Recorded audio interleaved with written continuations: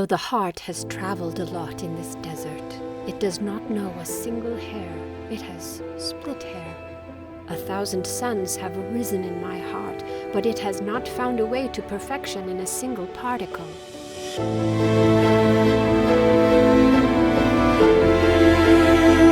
The AI Awakening, a new era of data, discovery, and growth. This book is our journey through the vast deserts of data and artificial intelligence as we seek knowledge and a transformative understanding. Imagine a world where data and AI transform what were once just machines into dynamic, insightful tools. Welcome to a new era where technology meets human potential that will craft a vibrant, innovative future. I invite you to join me in exploring how the intricate dance of data and AI can transform our world and ourselves. Hi, I'm Mojgan Tawakkoli Fard. My journey in technology, business, and human potential has been driven by a passion to understand how AI can shape our world. The AI Awakening, my book, is a reflection of this journey, combining my experience as a researcher, entrepreneur, and advisor to global companies. This book is about more than technology. It's about how AI can enhance human and business growth by aligning with core values.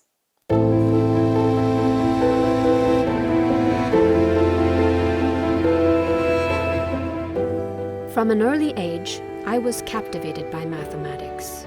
However, as I grew, I realized that numbers could tell stories, drive change, and transform industries. My understanding of transformation through data and AI is rooted in my early life. Mathematics became my sanctuary, a realm with a seamless interplay of logic and creativity. This book provides a comprehensive guide to leveraging data and AI for meaningful organizational transformation. It is not just about theory, it is about practical application. Whether you're a business leader, an aspiring data professional, or simply curious, this book will equip you with the knowledge, tools, and holistic approach needed to thrive in the data-driven era.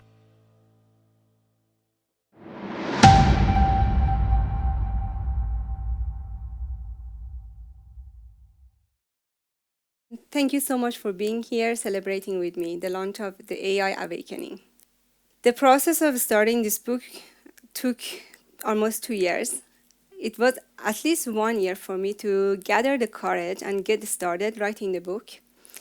And for me, writing a book was a really difficult thing to do. It brings up all your insecurities, all those voices in your head, and those kind of insecurities you even didn't know from before you had. But I did it, and I'm happy that I did it. Earlier this year, I decided I need to get this done. I need to finish this. So I decided to just get away 10 days somewhere and focus only on finishing the book.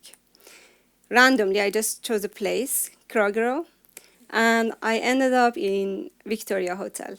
So for those of you who have been there, you know that it's a beautiful 100-year-old hotel, which happened to be the same place Edvard Munch stayed out.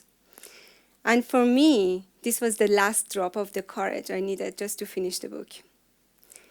What fascinates me about Munch is that he didn't just draw what he saw. If you look at his paintings, the subjects are just ordinary subjects, right? The street, the sun, the people. What Munch painted, in my opinion, is the human experience of that. Is profound, it's transformative experience of human related to those subjects. So I finally had the courage and say, all these voices in my head, why writing this book? There are so many books out there about business and AI. Why should you write this book? So then I concluded that I'm going to do this because this book is about my perspective. This book is about the way I see things. And I encourage everybody here to think about it because we are unique. All of us, we have our own unique perspective. So if you've been thinking about writing the book, I know already some of you told me before we start here that you've been thinking about writing a book. Get on with it. Imagine waking up and going to sleep for 10 days with this painting, the sun, hanging over my bed. And the hotel has so many paintings of Munch everywhere, the city as well. This is not just the sunrise. This is the experience of awakening. This is profound. And that was my last motivation, the last push I needed to finish the book. So a little bit about me, why I would have laughed if you tell me you will write a book about AI and spirituality, because I don't necessarily define myself as a spiritual person. I've been on the whole opposite side of it, and still I am. I grew up with a love of mathematics. As a teenager, my hobby was solving higher dimensional geometry problems without pen and paper. And I admit it's a very strange hobby to have, but it gave me imagination muscle. I remember one day I was 13, 14 years old in a library. I found a book, a very thin book. It was a children's book. I don't remember the name, but it was explaining higher dimensions in a children's story. And for me, it was like I had this moment of enlightenment. Finally, everything had a meaning. Finally, I had answers for all my questions. So I grew up like that, and my education and my career has been around data and AI. Different setup. I've been working with as a data scientist, as a researcher, and also with global and local companies around data and AI transformation. At the same time, the last couple of years, I started having a fascination about human transformation. And this started by a journalist interviewing me because of my job about responsible AI and AI ethics. It all started with that. And she managed to bring something out of that discussion that I didn't see from before. So I was featured in a magazine for their consciousness issue. And that was the first time I got curious about human consciousness and human growth and human transformation. That became a fascination for me. And I've been reading books, I've been watching movies. I became fascinated about human stories, that what happens at some point in their life, there is this turning point, and they completely redefine themselves, and they become a different person. And I started reading, and as you guessed, some of you have read the book, and you said that there's a philosophical approach in the book. That's right. I love philosophy and I love poetry, so that also comes across in the book. But still, connecting these two, it was far from me until a few years ago. And the first time I thought about writing this book is about starting seeing similarities between these two different worlds, human transformation and business transformation. One was my passion, one was my profession. And I started seeing a lot of similarities, parallels between these two. It's not actually that different. All the struggles we as humans go through and what we do to go forward, it's not that different what businesses experiences. So that was the question for me. It started with a question, what we can learn for transforming business from the world of human transformation. That has much longer history. It goes back to the history of humanity. It has been always a question for us. Growth has been always a question for us. So what we can bring, what we can learn.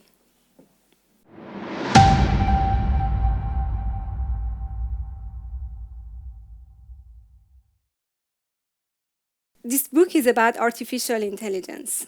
And yes, I'm fascinated by artificial intelligence and all the potential all AI can do to transform business. But at the same time, when I was writing the book, I also discovered that AI cannot just transform business, can transform us as humans as well, can enable us to get deeper access to our intuition. and to get bigger access to our consciousness. But I decided to deliberately to stay out of this when writing the book, because I'm not a subject matter expert in any of this. It was just a, personal impression, but that's how I see it.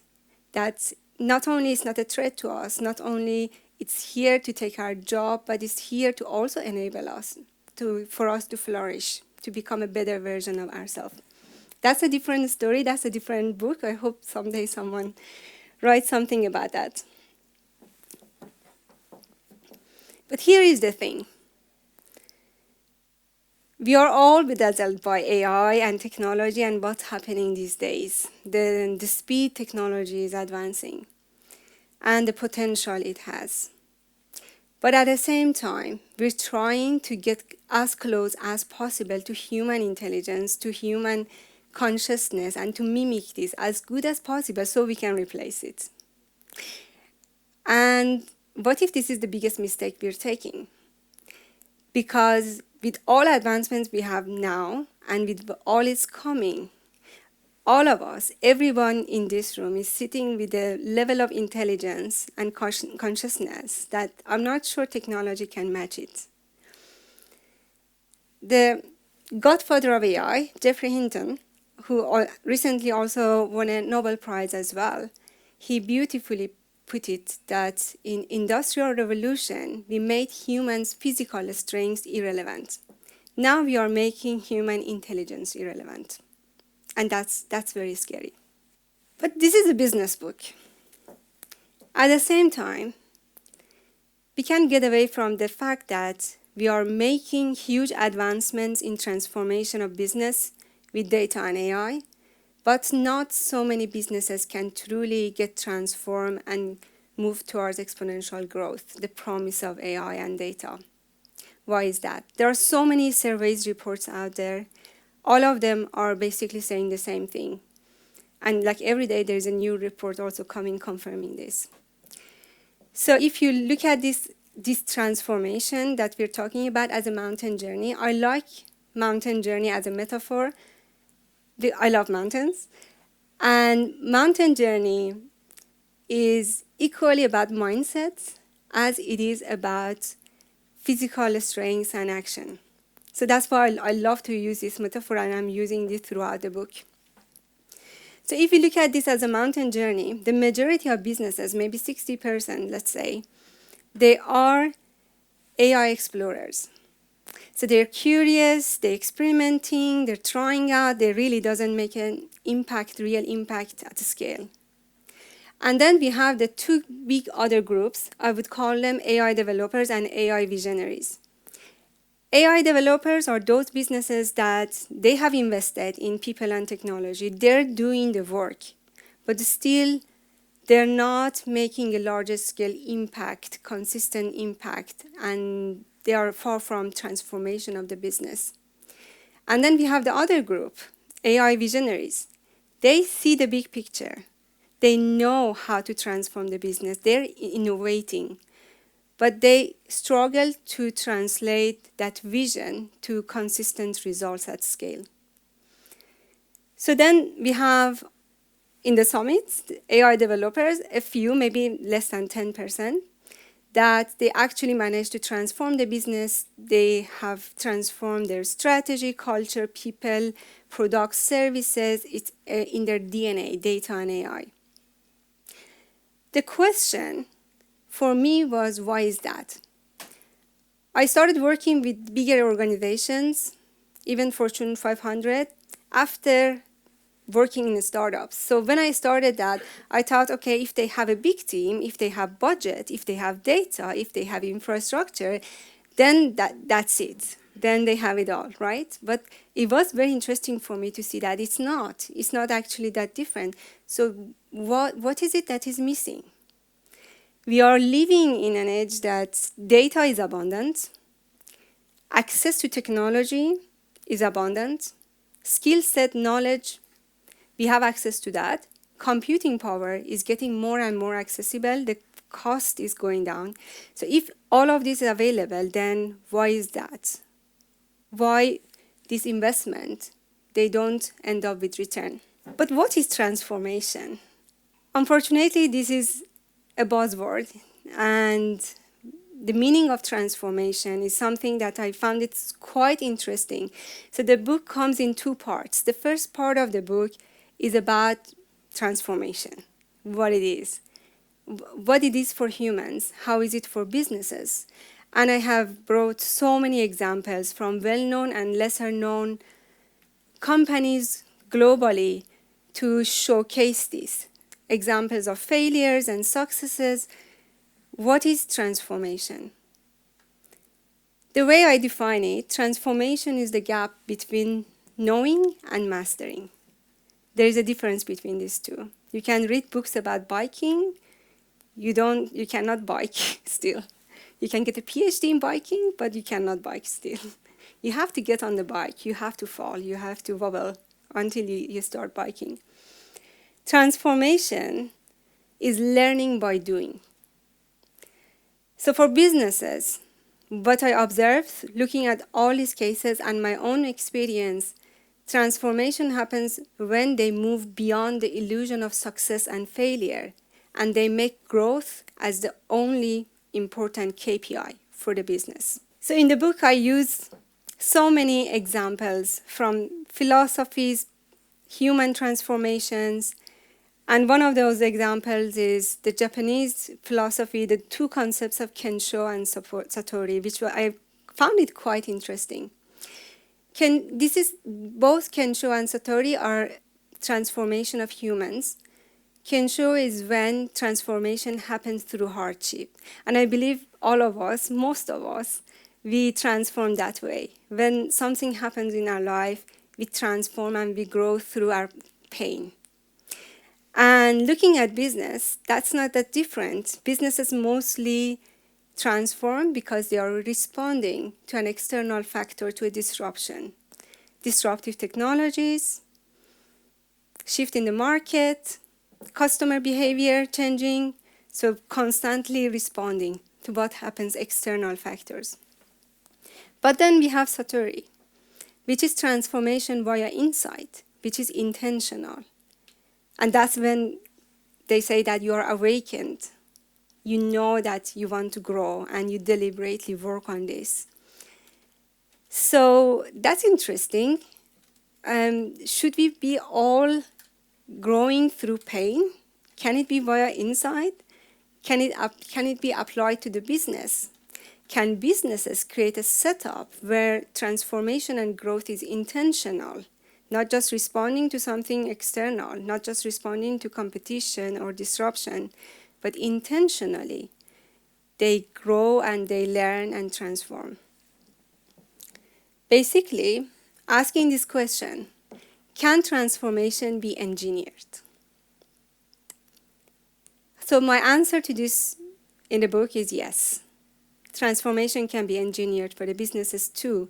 And here we have powerful tools like data and AI can facilitate this. For them to move from the goal of just survive to consciously evolving in the face of change. So I start with this theory that a business, an organization, is an intelligent whole. An organization is a living, breathing ecosystem, very similar to us humans. And until you don't treat it like that, everything else you do is suboptimal. So to engineer transformation, that's the first step. We need to see the business as a whole, as an intelligent whole. And then I bring so many best practices to put it together to create this framework, which I call it Wisdom Spire framework for transformation. Again, that's my perspective, that's my point of view. But I make a tweak in all those methodologies and best practices. What I do, I center them around human value and intuition.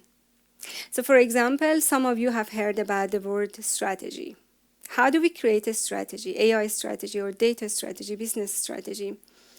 The usual way is that you start thinking, okay, where I am here now, where I want to be in 3 years, how to get there, what is the roadmap, what are the steps. So that's one way. The tweak I have made in the book, I start with different type of questions, with why and whom. Imagine you want to go on a mountain journey. That's perhaps the first two questions you would ask. Why I'm doing this, and with whom I'm going to do this. And then, there are so many other important questions that you will figure it out along the way. But you start with that. So these are the tweaks I have made. And we talk about responsible AI. We talk about AI ethics. Yes, we can use algorithms to make AI more responsible. We can use data to make AI more responsible. But in my point of view, it's suboptimal.